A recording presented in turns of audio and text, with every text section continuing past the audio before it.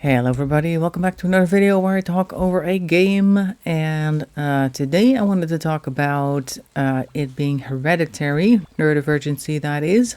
At least so far, that's what I've been hearing, and I was wondering about where it came from in my family, because I know that my older brother is definitely on the spectrum. I think he doesn't have ADHD, but I do believe that he is autistic. Now, he's never been tested because my parents never really thought it was important to do so, even though he was obviously struggling with a lot of things. So I don't know why they didn't want to have him tested. Maybe they just wanted to pretend that everything was fine in their household. There were other things going on at our household that kind of suggested that as well. The marriage between my parents was not great. It was more like a marriage of, wouldn't even really say convenience. It just kind of happened, and it turned out that they weren't very compatible.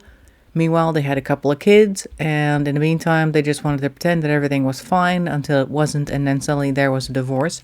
So in that atmosphere of four people living together of various ages, rather than actually being a family behind the scenes, things like one of the kids showing obvious issues was kind of ignored. And if the obvious signs of a brother are not being looked into, then the less obvious sign of the younger sister are definitely ignored.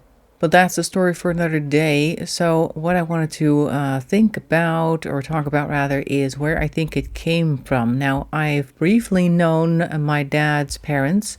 My grandfather on my dad's side, I knew the shortest amount of time because he passed away when I was 5 or 6. I'd seen him a few times, and from what I remember, he just seemed like a normal guy. Didn't really show any odd behaviors. Also didn't really hear any stories about him later in life. Now, that doesn't mean that there weren't any stories. I mean, there were some stories about the history of the family, but not specifically about certain people's behaviors on that side of the family, mostly just feuding over things.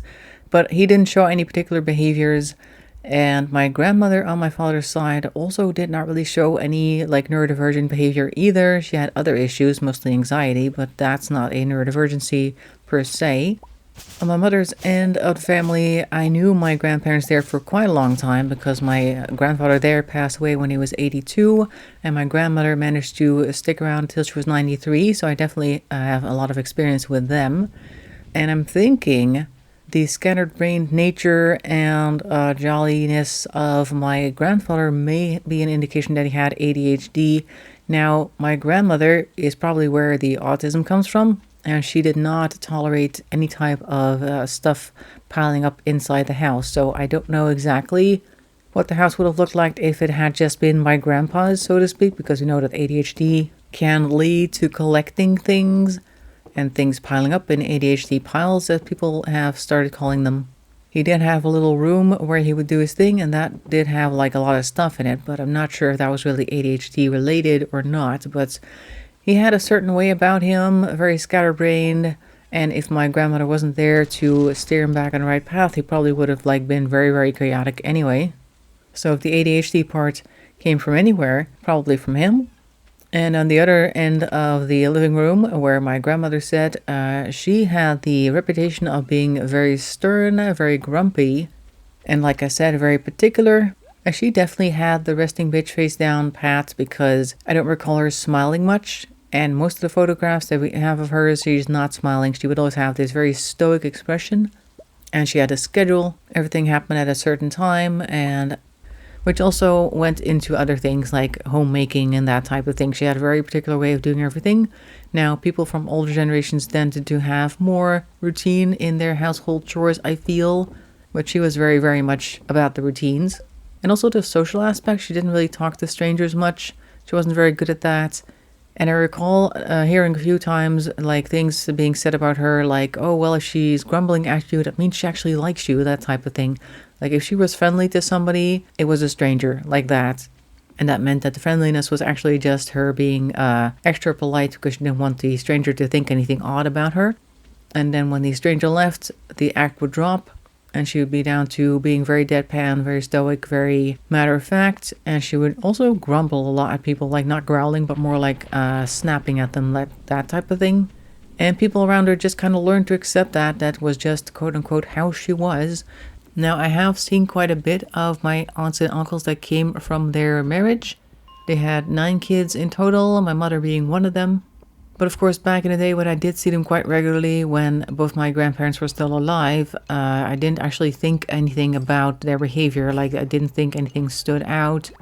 I didn't even consider that I myself may be on the spectrum, because I think the last time that I saw them regularly, I was like a teenager or something, and I was way, I don't know, I wouldn't call it repressed, but more like I was not thinking about any type of brain-related reason for why I was the way I was.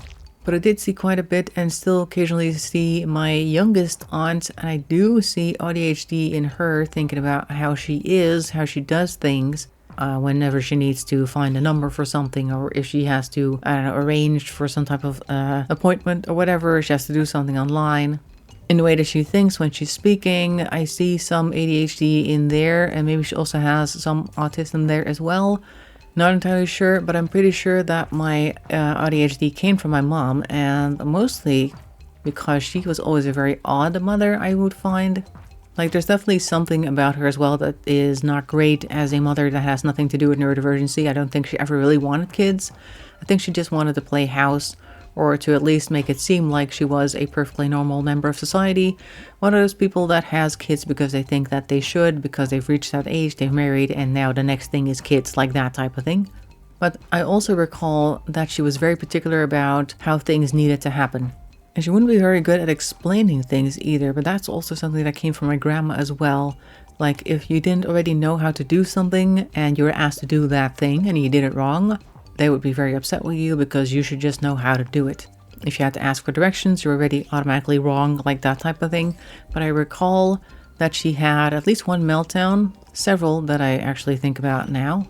One time she really melted down when I had actually slipped and fallen into a hole in the ice as a, I want to say, 4 or 5-year-old. And I managed to get out myself, fortunately, so it wasn't that deep. But still, I came home soaked and shivering.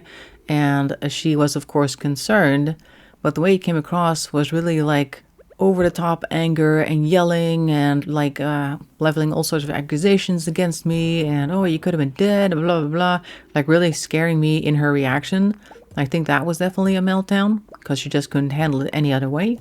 And another time, she was trying to help my brother to read better because he wasn't very good at that, and I'm very impatient. So me as a, I think, 7-year-old at the time, would wait for him to finish a sentence that I thought was very simple, and if he took too long, I would finish it for him.